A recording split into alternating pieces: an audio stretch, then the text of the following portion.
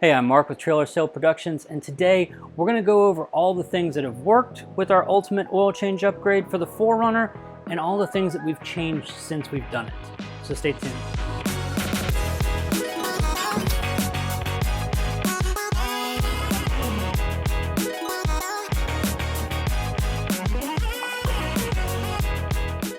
If you're watching this video and you're wondering about the things that we've done in the past, go ahead and go back and check out our ultimate oil change for the Toyota 4Runner. That'll tell you everything that we've done prior to this video. Everything that was applied in our first video still applies. We still love all the stuff that we were using in the first video. We've just updated a few things, and with that we wanted to share with you. If there's a part of this video that you're looking for, be sure to check out the chapter markers along the bottom. I'll make sure to have links to all the things that you need to know, and you can just skip right to the part that's important to you. At the end of this video, we're also going to go over how to reset the maintenance light in the 4Runner. This is something that I neglected in the first video. It's really easy. It's actually the same process as it was on my 2007 and 2008 Tacomas, as well as my 2003 Toyota 4Runner. So let's follow up on a couple of things. First thing, the metal housing. So we've now done 5 oil changes with the metal housing on the 4Runner, have not had any leaks, have not had any problems, getting it off of there. It's just worked really well, the way we wanted it to work. Yes, the plastic housing is cheap, and yes, it's sacrificial. Yes, it can be damaged and easily replaced for cheap. However, having that metal housing on there just gives you that extra security. So definitely the metal housing for the oil filter cartridge, way better. Now, one thing we didn't mention about that housing is that the torque specs are actually the same. So we'll go ahead and put those torque specs right here. So I still get a lot of questions about the Fumoto valve that we put on our 4Runner. We're still using the original F103 Fumoto valve. It still drains straight down into the pan. I don't use any hose or anything with it, but there are some other versions out there. So F103 is the base valve. That's how it actually gets into your oil pan. The other numbers that you can see, like F103S, which is a F103N, which has a nipple at the bottom of it for putting a hose on, and the F103SX is the newest version. The SX allows for things to come out sideways, so you can fit a nipple on there or fit a hose on there and actually have it come out sideways. With the 4Runner, that's not really needed. With the skid plates, we've got plenty of protection. I'm not worried about it. I haven't had any leaks. I haven't had it accidentally come open, and it just works. When you're taking the O-rings out of these, the bottom O-ring has a little lip. You can see it right here.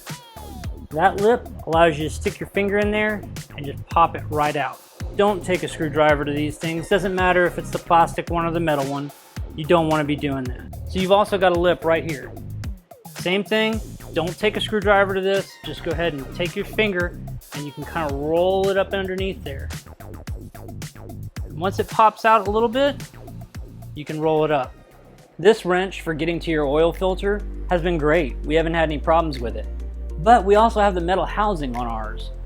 The plastic housing uses these little slits right here. And these slits can actually break those tabs on the filter housings. So MotivX Tools has decided that this is great, but they can do better. Now with this one, I did buy this myself from Amazon.com. However, pretty soon you won't be able to find this on Amazon.com anymore because this is the new version of that same wrench. We'd like to thank MotivX Tools for sending us this wrench and the accompanying funnel so that we could test it, show it off, and see how we like it. You'll notice it doesn't have any tabs to it, and it is just the inner fittings. This is made out of a single block of aluminum that's been CNC cut to exact measurements. While they've made this to very tight specifications, it does have a little bit of wiggle room left in it. The reason for that is so that if your oil filter cartridge cap housing thingamabob, whatever you want to call it, if that's warm, it's going to have expanded a little bit. So this will still fit even on a warm engine.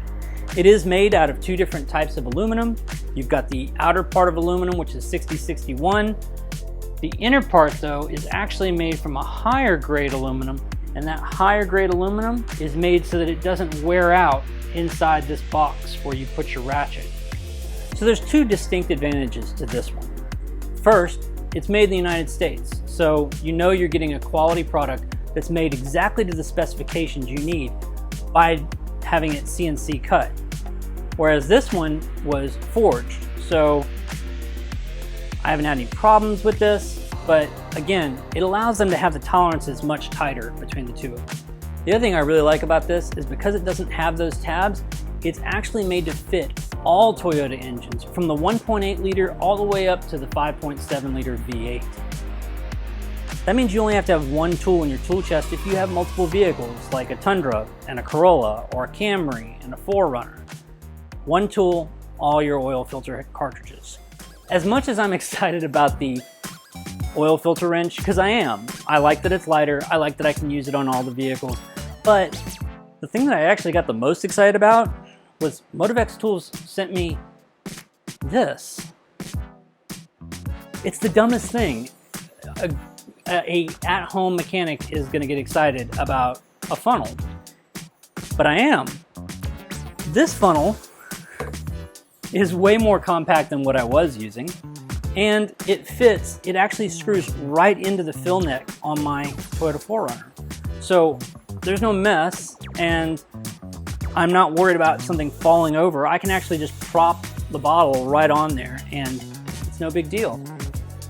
The other really great thing about this is because it's clear right here, you can see when the oil's done. So yeah, this is actually my new favorite thing for doing oil changes.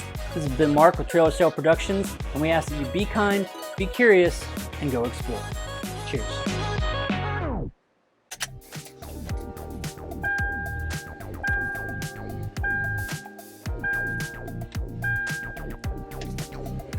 So we want to make sure that the trip is set to A. Turn the vehicle back to the off position.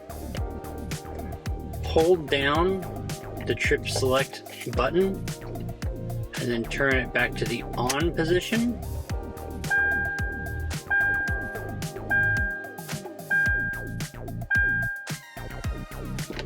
And that's all it takes.